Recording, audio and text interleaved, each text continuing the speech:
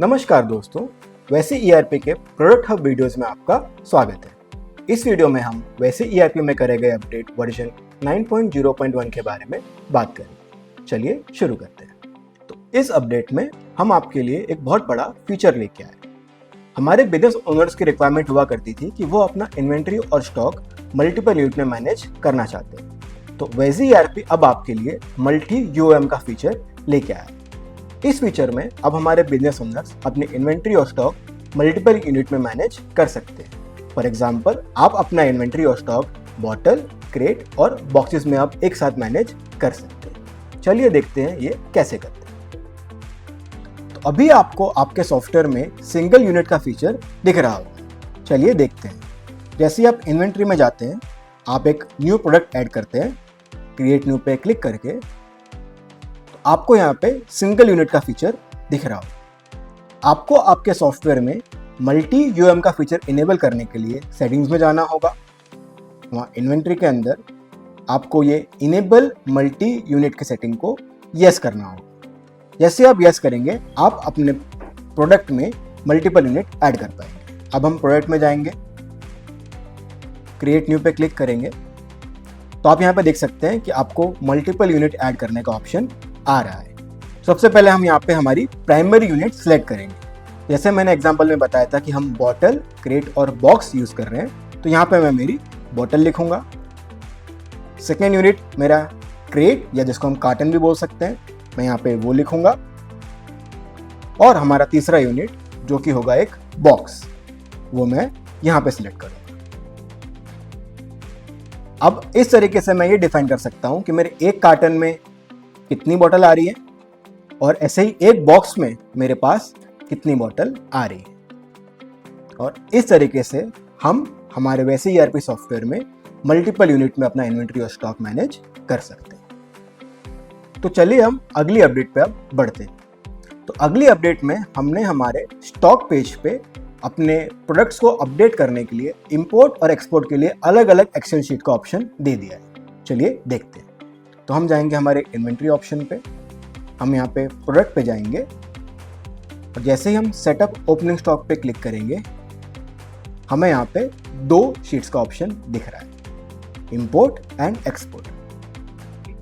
तो चलिए अब हम अगली अपडेट पे आगे बढ़ते हैं। जैसे ही हम हमारे प्रोडक्ट क्रिएट करते थे, इन्वेंट्री में जाके प्रोडक्ट और क्रिएट न्यू, जब हम हमारे प्रोडक्ट क्रिएट करते थे, अगर हम हमारी ओपनिंग क्वांटिटी में कोई क्वांटिटी नहीं डालते थे तो भी हमारी ऑटोमेटिकली एक बैच क्रिएट हो जाया करती थी। अब हमारी नई अपडेट में अगर हमने हमारे प्रोडक्ट में कोई क्वांटिटी नहीं डाली है तो हमारी कोई भी बैच क्रिएट नहीं होगी। हमारी बैच तभी क्रिएट होगी जब उस प्रोडक्ट पे कोई ट्रांजैक्शन होगा। तो चलिए अब हम अगली अपडेट पे बढ़ते हैं। हमारे बिजनेस ओनर्स अपने इन्वेंट्री को वेट से भी मैनेज करते हैं। तो वैसे ईआरपी ने अपने प्रोडक्ट्स को वेट पे मैनेज करने के लिए एक नेट वेट का सेक्शन यहाँ पे दे दिया है।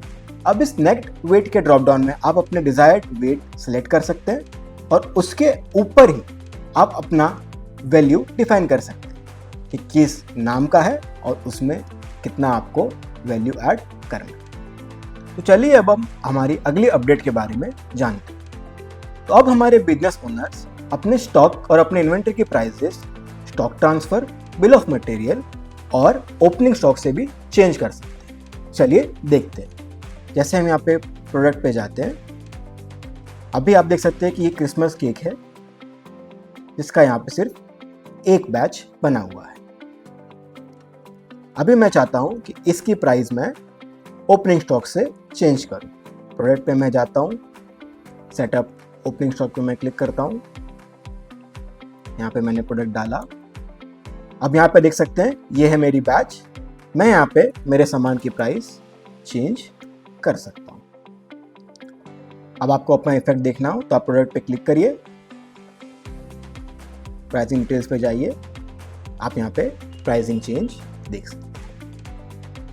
तो अब हमारी अगली अपडेट है परचेज मॉड्यूल। चलिए परचेज मॉड्यूल में चलते हैं। जैसे हम परचेज मॉड्यूल में जाते हैं, यहाँ पे हम किसी सप्लायर का परचेज ऑर्डर जब क्रिएट करते हैं तो हमने उससे पिछली बार कौन सा आइटम खरीदा है, कितना परचेज किया है, वो हमें जानना हो, उसके लिए वैसे ERP ने F7 की का यूज किया है। चलिए यहाँ पे देखते हैं।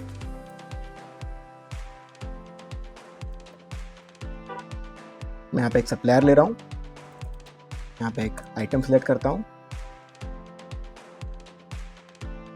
जैसे मैं क्वांटिटी पे जाके F7 की प्रेस करूंगा, मेरे को इस सप्लायर से लिए गए पिछले ऑर्डर की डिटेल्स यहाँ पे शो हो जाएंगी, जो मेरे को आगे ऑर्डर करने में हेल्प करेगी। तो चलिए अब अगली अपडेट पे चलते हैं।